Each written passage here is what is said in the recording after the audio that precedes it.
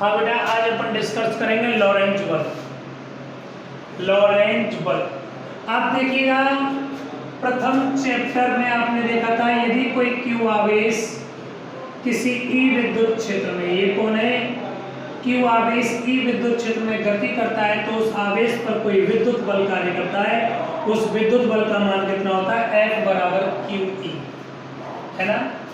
Q आवेश ई विद्युत क्षेत्र में गति करेगा तो उस पर विद्युत बल काम करेगा क्यू ई। अगर आपके पास में कोई क्यू आवेश v वेग से चुंबकीय क्षेत्र में गति करता है तो उस पर कोई चुंबकीय बल कार्य करता है और चुंबकीय बल का मान कितना होता है, F बराबर q B B sine theta या q v vector cross v vector सदिश रूप में F v वेक्टर। एक्चुअली ये चुंबकीय बल है और ये कौन सा है, विद्युत बल। विद्युत बल को अपन F E से डिनोट करते हैं एवं चुंबकीय बल को Q E से डिनोट करते हैं, ठीक है बेटा। विद्युत बल को F E से और चुंबकीय बल को Q E से डिनोट करते हैं। चलो आगे बात करते हैं। देखो बेटा, अगर मैं यहाँ बात करना चाहूँ विद्युत बल की तो विद्युत बल F E वेक्टर और F E वेक्टर बराबर क्या था, आपने देखा सदिश रूप में Q E वेक्टर। क्या देखा, Q E वेक्टर। एक्चुअली इस बल की दिशा विद्युत क्षेत्र के अनुदिश होती है। इन दोनों की डायरेक्शन क्या है, सेम। विद्युत बल की दिशा विद्युत क्षेत्र के अनुदिश होती है। तो चुंबकीय बल की दिशा क्या होगी बेटा, चुंबकीय बल क्या होता है, F वेक्टर बराबर Q V vector cross V vector. चुंबकीय बल की दिशा वेग और चुंबकीय क्षेत्र के सदिश गुणनफल के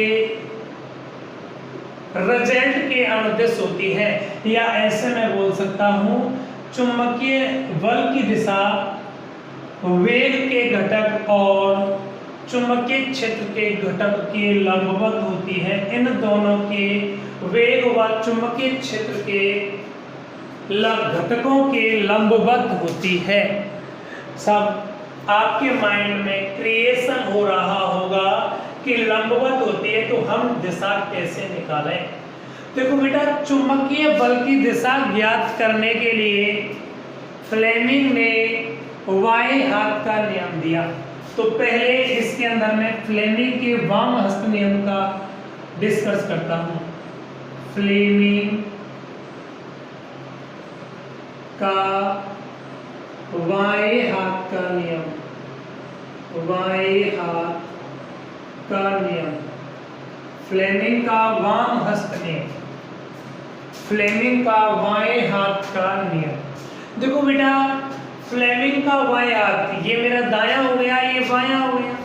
चलो, इस नियम के अनुसार फ्लेमिंग के बाएं हस्त नियम के अनुसार बाएं हाथ की तर्जनी, मध्यमा और अंगूठा, उंगलियों के नाम देखो, ये अंगूठा है, ये तर्जनी उंगली है और ये मध्यमा बीच वाली उंगली है।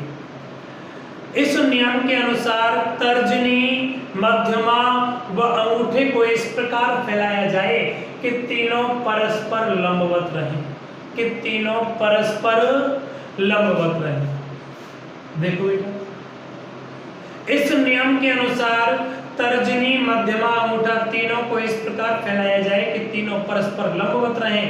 तब यदि तर्जनी उंगली चुंबकीय क्षेत्र की दिशा को डिनोट करे,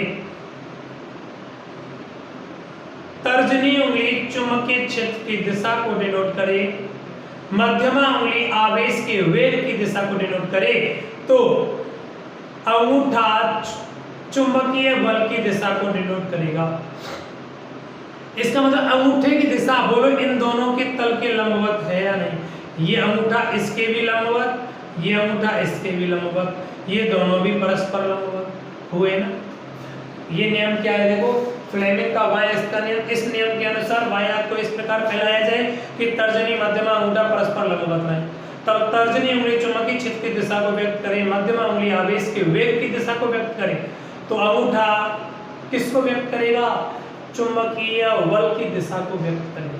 ठीक बेटा, ये तो कौन हो गया आपका फ्लेमिंग का वाम हस्त नियम, वाम हस्त नियम।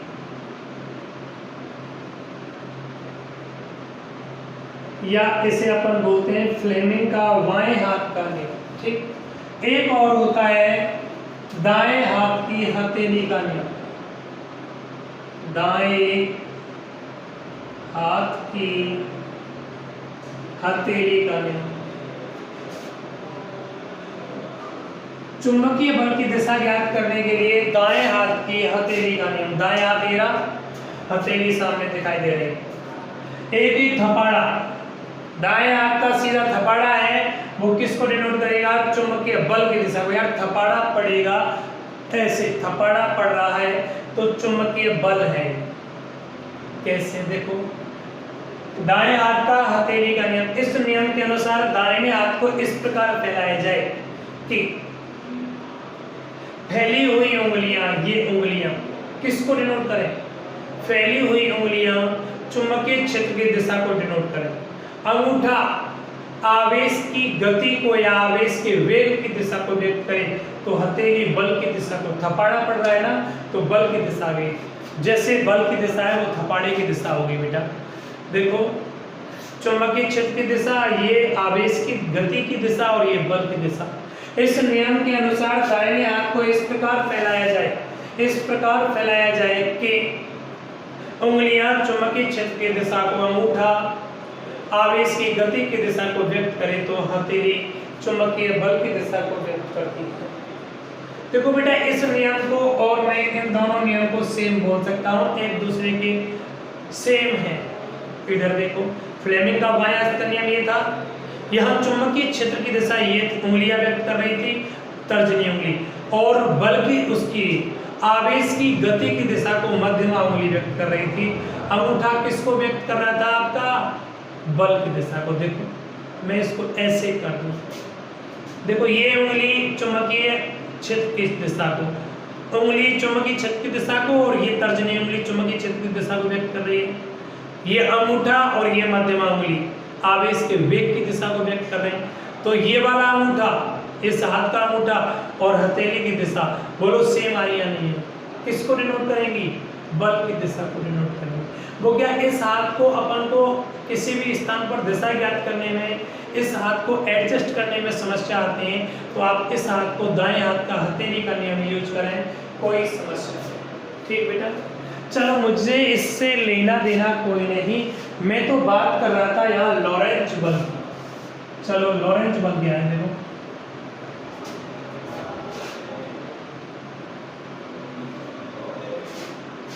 जब कोई आवेश किसी विद्युत क्षेत्र व चुंबकीय क्षेत्र, लंबवत विद्युत क्षेत्र व चुंबकीय क्षेत्र में प्रवेश करता है, या क्रॉसित विद्युत क्षेत्र व चुंबकीय क्षेत्र में प्रवेश करता है। देखो बेटा, आपका आवेश है वो गति कर रहा है। कौन गति कर रहा है बेटा? आवेश गति कर रहा है। कहाँ पर गति कर रहा है? विद्युत क्षेत्र व चुंबकीय क्षेत्र में गति कर रहा है। जब आपका आवेश, जब आपका कोई क्यू आवेश ई विद्युत क्षेत्र में और बी चुंबकीय क्षेत्र में गति कर रहा है v वेग से, तो देखो ये आवेश विद्युत क्षेत्र में विद्युत बल को अनुभव करेगा और ये आवेश चुंबकीय क्षेत्र में चुंबकीय बल का अनुभव करेगा। करेगा या नहीं करेगा? हम बात कर रहे हैं जब कोई आवेश विद्युत क्षेत्र एवं चुंबकीय क्षेत्र में गति करता है तो उस आवेश पर कार्यरत विद्युत बल एवं चुंबकीय बलों का कुल सदिश योग, विद्युत बल F E हो गया, चुंबकीय बल F B हो गया, इन बलों का कुल सदिश योग क्या कहलाता है? लॉरेंज बल कहलाता है। लॉरेंज बल को किससे डिनोट कर दिया? F से डिनोट कर दिया।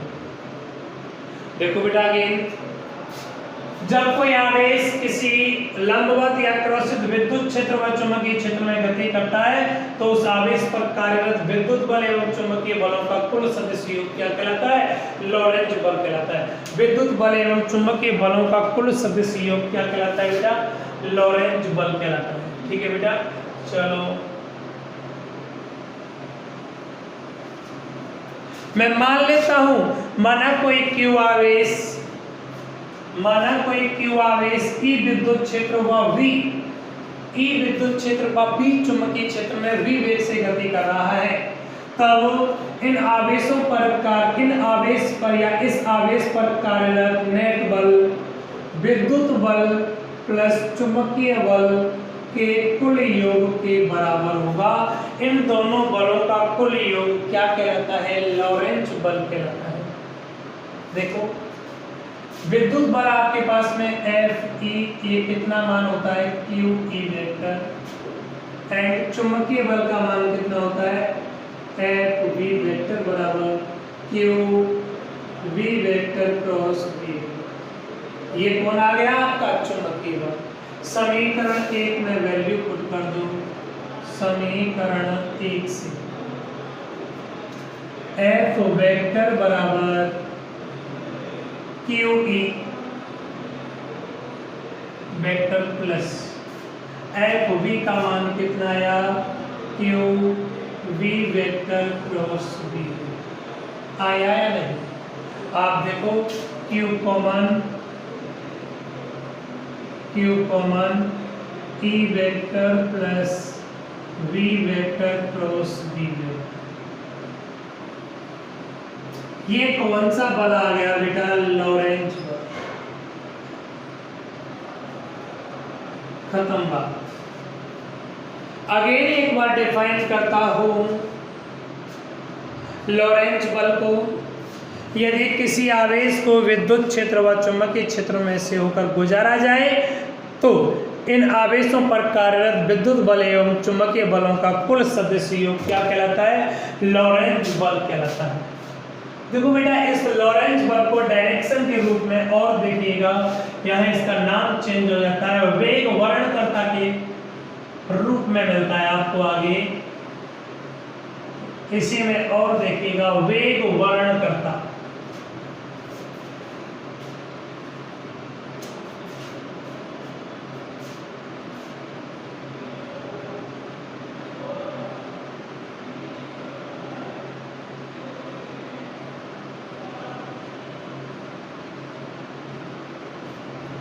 मैं मान लेता हूं, माना कोई आवेश Q, देखो किसी लंबवत विद्युत क्षेत्र व चुंबकीय क्षेत्र में गति कर रहा है। इधर देखिएगा ये x अक्ष आ गया, ये y अक्ष आ गया और ये z अक्ष आ गया।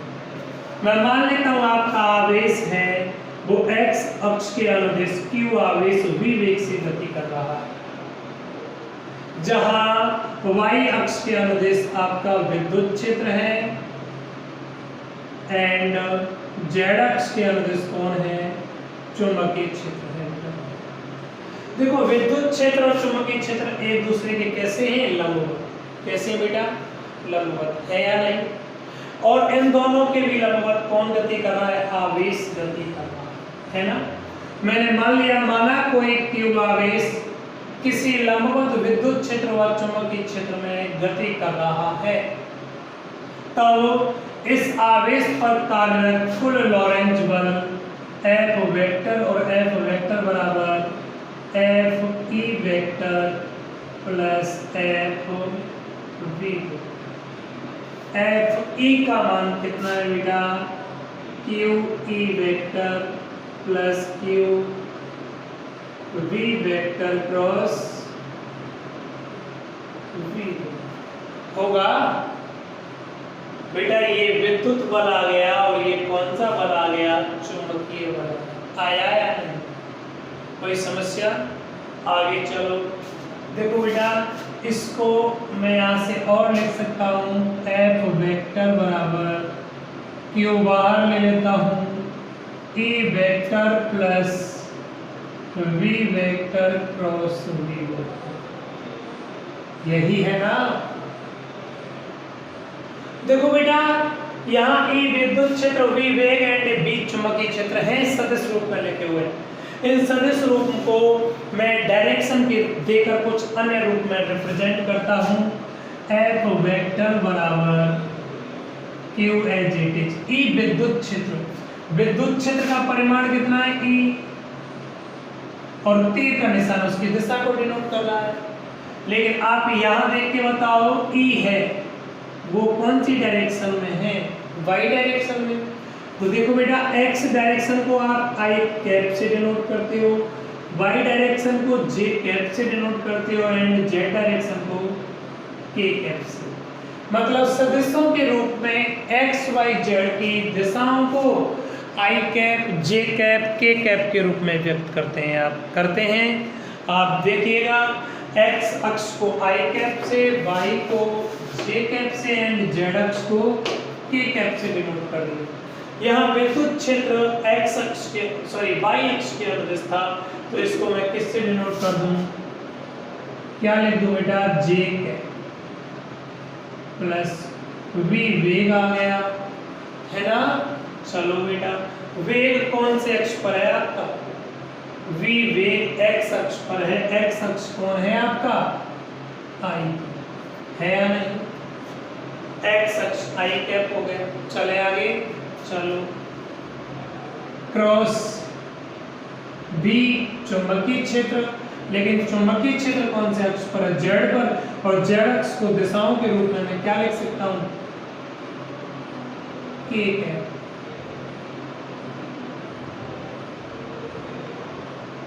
बोलो कोई समस्या बेटा, मैंने कुछ नहीं किया, ई वेक्टर को लिखा e into j cap, v vector को लिखा v into i cap and v vector को लिखा वी इंटू के कैप। यार ये वेक्टर दिशाएं थी, इनको दिशाओं को आई जे के रूप में लिख दिया मैंने।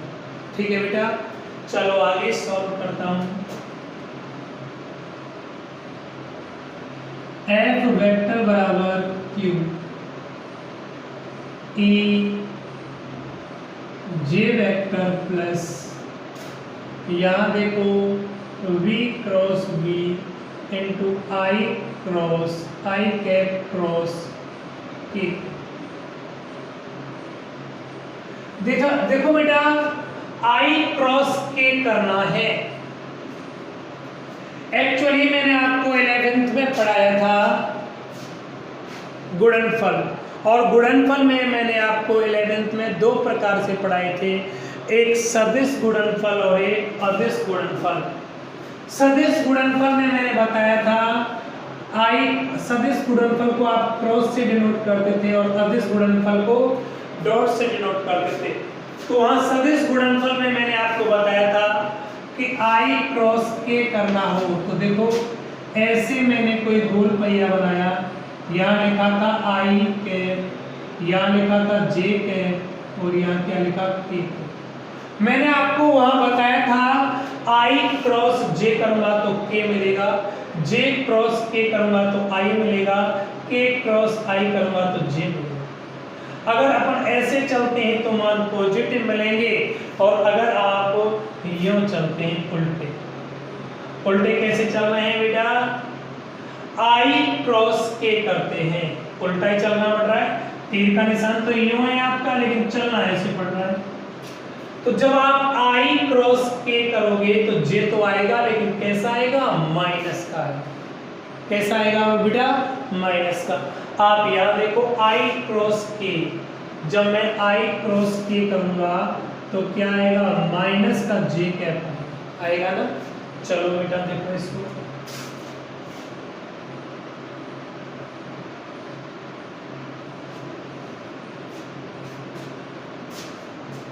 एफ वेक्टर बराबर q e into j cap plus v cross b into i cross k करोगे तो माइनस के जे।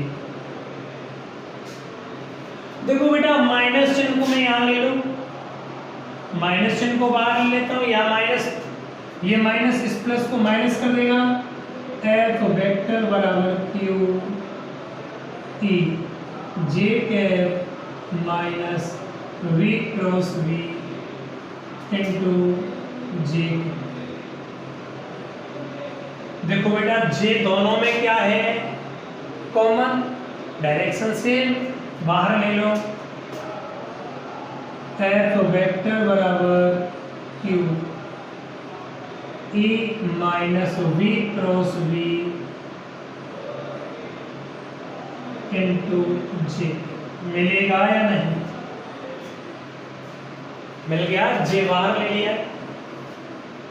देखो बेटा, मैं क्या करता हूं, आवेश के वेग और चुंबकीय क्षेत्र में वृद्धि करूं। आप रिजल्ट देखो यहां से, ये बल है वो इन दोनों के क्या है, अंतर के बराबर आ रहा है। अंतर के बराबर कैसे आ रहा है आप देखिएगा, मैं लिखूं F वेक्टर बराबर QE minus V cross V, ये आ रहा है ना, इनटू G। इसका मतलब क्या है, इस बल का मान इन दोनों के अंतर के बराबर है। ये वाला मान ज्यादा है, ये वाला मान कम है। इसमें से मैं कुछ घटा रहा हूं, इसमें से इसको घटा रहा हूं, जब जो रिजल्ट आ रहा है वो रिजल्ट इसके बराबर है। आप देखो, मैं धीरे धीरे V का मान और B का मान बढ़ाता हूं, तो धीरे धीरे जब इनके मान बढ़ाऊंगा तो ये वैल्यू बढ़ेगी। ये वाला मान तो फिक्स है आपका, मैं इनमें चेंज कर रहा हूं, इनमें चेंज नहीं कर रहा, तो ये मान फिक्स हो गया। जब मैं इनमें चेंज कर रहा हूं, इनके मान में धीरे धीरे वृद्धि कर रहा हूं, तो इसका मान फिक्स है और इसके मान में धीरे धीरे वृद्धि होगी। तो एक्चुअली इसमें से देखो, आप सोचो 10 में से एक बार 5 माइनस करूं, मान कितना आया 5, F का मान। अगली बार मैं 5 का मान बढ़ा के 6 कर दूं, 7 कर दूं, जैसे जैसे इसका मान बढ़ाऊंगा तो ये वाला मान क्या होगा, घटेगा। इसका मतलब क्या हो गया बेटा, मैं ऐसे बोल रहा हूं कि मैं जैसे जैसे इन दोनों का मान बढ़ाता हूं, उस वाली कंडीशन में एक स्थिति ऐसी आएगी कि जो F वेक्टर है उसका मान कितना मिलेगा आपको, 0। और जैसे ही F वेक्टर का मान 0 मिलेगा, इसका मतलब इन दोनों का मान बराबर आ गया। देखो, F वेक्टर की जगह मैं क्या कर रहा हूं, 0, तो आपको मान कितना मिलेगा, QE minus V cross V into J cap बराबर 0। J कैप तो 0 में चला जाएगा। अरे यार, 0 का भाग लगा दो तो इस पूरे में 0 का भाग लगाएंगे तो क्या आएगा, J कैप, सॉरी, इस पूरे में J का भाग लगा दो तो J का भाग लगाएंगे, J कट जाएगा, 0 तो 0 ही रहेगा। मतलब आपको क्या मान मिला, QE minus V cross V बराबर 0। माइनस को इधर भेज दो, QE बराबर, और रह गया बेटा, ये गलत हो गया है, सॉरी। Q का गुणा E से करोगे तो QE, और Q का गुणा N से करोगे तो आपका और क्या आएगा, Q और आएगा। ठीक, यहां पर भी देखो, आगे सॉरी गलती हो गई, Q V cross V into J बराबर 0। आप देखो, मैंने क्या बोला, मैं Q और सॉरी V और V का मान बढ़ा रहा हूं। इसका मतलब ये मान नियत हो गए, जैसे मान इनका बढ़ाऊंगा तो इसमें से ये वैल्यू क्या होगी, जैसे जैसे ये वैल्यू बढ़ेगी तो ये मान, पूरा मान क्या होगा, घटेगा। F का मान कम होते होते 0 आ जाएगा। जब F का मान 0 होगा तो इसकी जगह 0 रख दिया, तो देखो बेटा, आपको मान क्या मिलेगा, साथ में Q बराबर 0, यही है ना। माइनस को पक्षांतरण के बाद इधर भेज देता हूं, तो आपको कितना मान मिलेगा, Q into V cross V। Q से Q कट गया, E बराबर V क्रॉस V। एक्चुअली तो V बराबर आ गया आपके पास, V बराबर E अपॉन V। किसी स्थान पर आवेश जो गति कर रहा है, उस आवेश का वेग विद्युत क्षेत्र और चुंबकीय क्षेत्र के अनुपात के बराबर होता है। किसी स्थान पर आवेश गति कर रहा है तो उस आवेश का वेग उस स्थान पर विद्युत क्षेत्र एवं चुंबकीय क्षेत्र के अनुपात के बराबर है। यदि आपका आवेश क्रॉसित विद्युत क्षेत्र और चुंबकीय क्षेत्र, मतलब लंबवत विद्युत क्षेत्र और चुंबकीय क्षेत्र में गति करे, तो लंबवत विद्युत क्षेत्र और चुंबकीय क्षेत्र में आवेश गति करेगा तो ये वाली वैल्यू किसके बराबर होगी, C के बराबर होगी। C क्या होता है, प्रकाश का वेग, प्रकाश का वेग। देखो बेटा, मैं यहां बोल रहा हूं लंबवत विद्युत क्षेत्र एवं चुंबकीय क्षेत्र का अनुपात उस स्थान पर प्रकाश के वेग के बराबर होता है। किसके बराबर होता है, प्रकाश के वेग के बराबर।